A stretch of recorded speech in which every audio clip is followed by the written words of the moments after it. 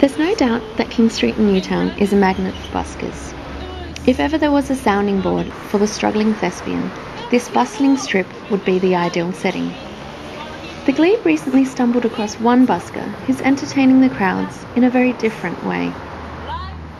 Veronica is a 19-year-old psychology and history student from Maryland. She doesn't play music or sing. Rather, she recites poetry from figures such as Percy B. Shelley, T.S. Eliot and Edgar Allan Poe, as well as her own works.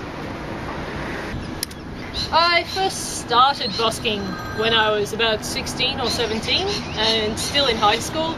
At the time I was having a hard time making ends meet, and you know, it's good to have a bit of money to yourself, and it was a bit hard because I was studying full time. It's a bit difficult really getting a job, and first jobs are always hard to get. I was thinking, you know, why not try busking? I've never really been shy of the public. Who are some of the poets that you recite? Well, my interest in English language poetry started out, was really sort of kindled by Percy Bysshe Shelley, who was a 19th century romantic poet, but I find combines the best elements of the Enlightenment project with sort of all that was best about the Romantics. He doesn't go quite to the melodramatic lengths of Coleridge, which I really appreciate about him, and he always keeps in mind the big picture, as opposed to just sort of, oh, the plight of the individual.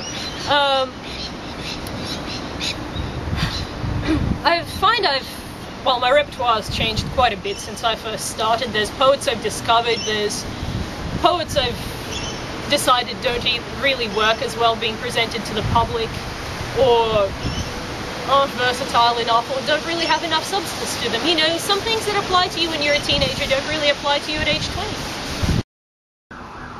Never on earth shall he know any rest, who was born in the night, a wild bird in his breast. Ever he'll walk with the shadowy things, while his ears hear no talk. Well, I also recite quite a bit of my own poetry, despite being fairly self-conscious, so I mostly do the things I write on request. He is no father. He is but a child, as petulant and weak as sickly love. Both are brief flames born out of conflict spark.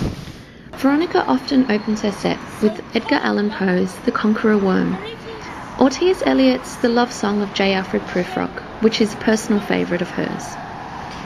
So next time you're strolling along King Street, take note of Veronica's sign.